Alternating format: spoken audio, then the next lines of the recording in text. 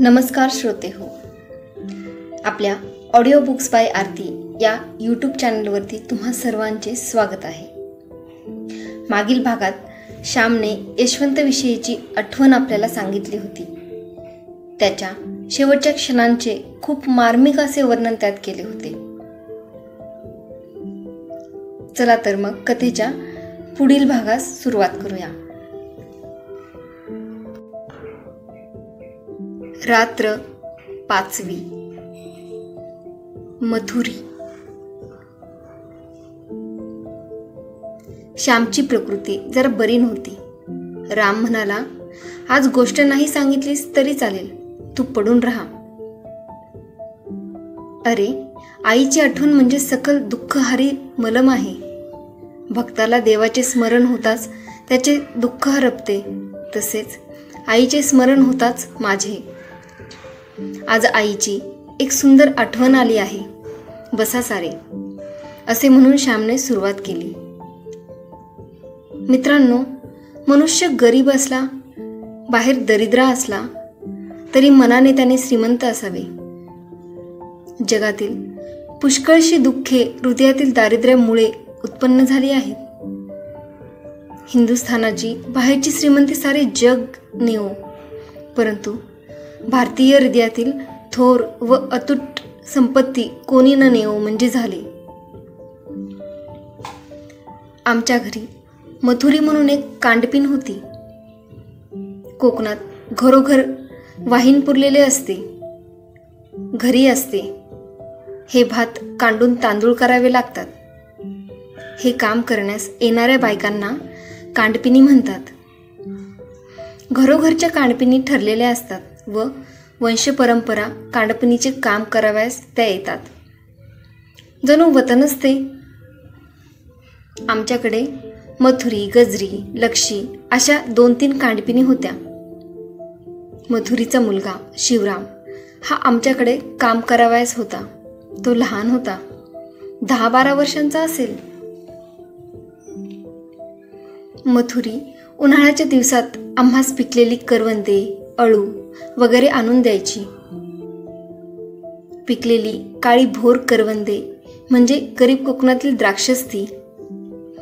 अळू सुद्धा गोड फळ आहे, त्याचा तपकिरी रंग असतो. आत जाड बिया असतात. मथुरीच्या घरीच आळवाचे झाड होते व त्यावरचे अळू फार गोड असत. गरीब माणसे नेहमी कृतज्ञ असतात. कधी पानफूल देऊन, कधी फळ देऊन ती कृतज्ञता व्यक्त करतात.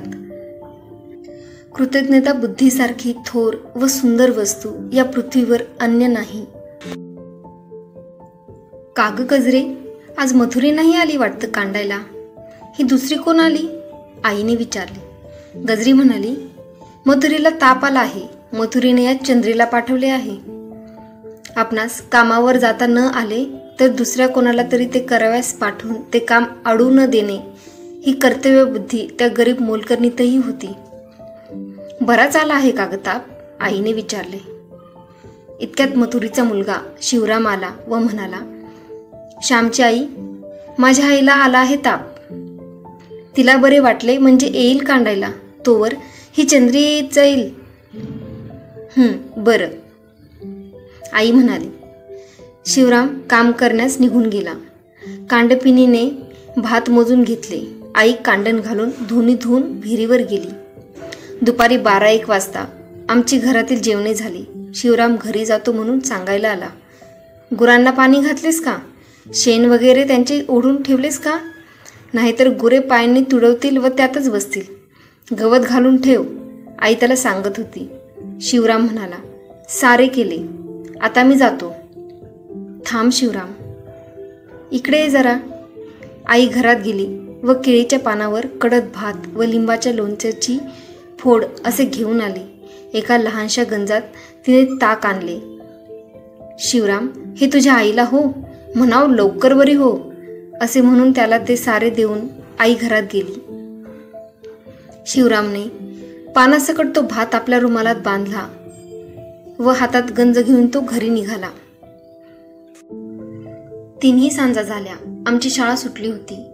परवचा म्हणत होतो आम्ही. गजरे, ती समयी कोंड्याला पुसून नीट लख्ख करून ठेव, आईने सांगितले.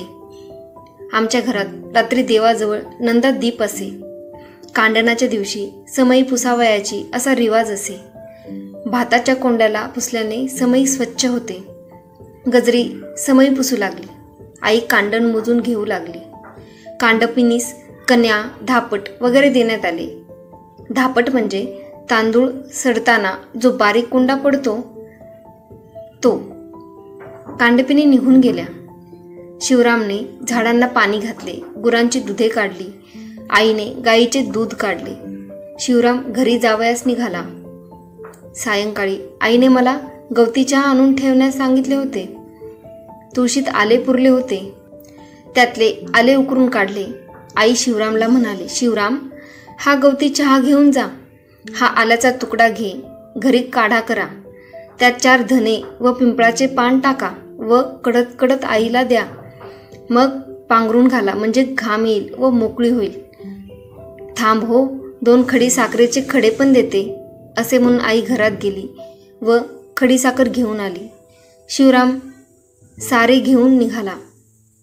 मथुरीने शिवरामला विचारले, शिवराम, हे कोणी दिले? शिवराम म्हणाला, श्यामच्या आईने. मथुरी म्हणाली, देव माणूस आहे माऊली, साऱ्यांची काळजी आहे तिला. मथुरीने रात्री तो गवती चहा घेतला तरी तिला घाम आला नाही, तिचा ताप निघाला नाही. सकाळी शिवराम पुन्हा कामावर आला. शिवराम, तुझ्या आईचे कसे आहे? आईने विचारले. कपाळ लई दुखते, सारखे ठणकते. अक्षी कपाळाला हात लावून बसली आहे. रात्री झोप बी नाही, त्याने सांगितले. बरे, आज दुपारी जाशील तेव्हा सुंठ व सांबर शिंग देईन, ते उगाळून तिच्या कपाळास चांगला लेप द्या, म्हणजे बरे वाटेल, आई म्हणाली.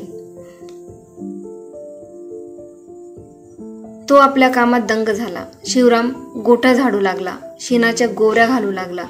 आई भाजी वगैरे चिरू लागली. 2 प्रहर झाले. शिवराम आदल्या दिवसाप्रमाणे आंब्या एवढा भात, लोणच्याची फोड घेऊन निघाला. सुंठ व सांबर शिंग आईने त्याच्याजवळ दिले. सांबराचे शिंग औषधी असते असे म्हणतात.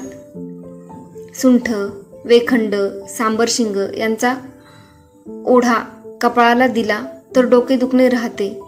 इतरही कोठे दुखत असेल तर याचा लेप देतात. काही दिवसांनी मथुरी बरी झाली. ती फारच खंगली होती, अशक्त झाली होती, परंतु ती कामावर येऊ लागली. 15-20 दिवस ती कामावर आली नव्हती. ती कांडावायला आलेली पाहून आई म्हणाली, मथुरे, किती ग वाळलीस तू? कांडण होईल का तुझ्याकडून? मथुरी म्हणाली, बसत उठत करू कांडण. इतके दिवस अंथरुणावर पडून खाल्ले, पुरे आता. हिंडती फिरती आता झाली आहे. 4 दिवसांनी होईन धडधाकट. तुमची माया असली म्हणजे काय उणे आहे आम्हाला? आई म्हणाली, अगं, सारी देवाची कृपा, आम्ही किती एकमेकांना पुरणार. बरे, पण मुलांचा भात झाला आहे. तूही 4 घास खा त्यांच्याबरोबर, म्हणजे कांडायला जरा शक्ती येईल. दुपारी आज इथेच जेव पोटभर, ऐकलेस ना? त्या दिवशी आमच्याबरोबर मथुरी ही सकाळची जेवली. मथुरीच्या तोंडावर त्यावेळेस केवढी कृतज्ञता होती. ती मथुरी आता म्हातारी झाली आहे.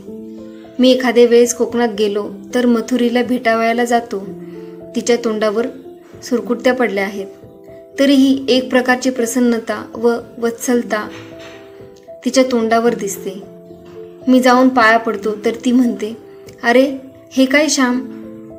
तिला माझ्या आईची आठवण येते व ती म्हणते, श्याम, तुझी आई असती तर तुला असा सडा फटिंग न राहू देती. तुला लगीन करायला लावलं असतं तिनं. मेली बिचारी लवकर. साऱ्यांवर तिचा लोभ. अशी प्रेमळ व दयाळू आई मला मिळाली होती. धन्यवाद. तुर्तास इथेच थांबते. भेटूया उद्याच्या भागात. तुम्हाला ही वाचन सिरीज आवडत असल्यास चॅनलला सबस्क्राईब करा, लाईक करा, शेअर करा आणि तुमचा अभिप्राय मला नक्की कळवा. Thank you so much.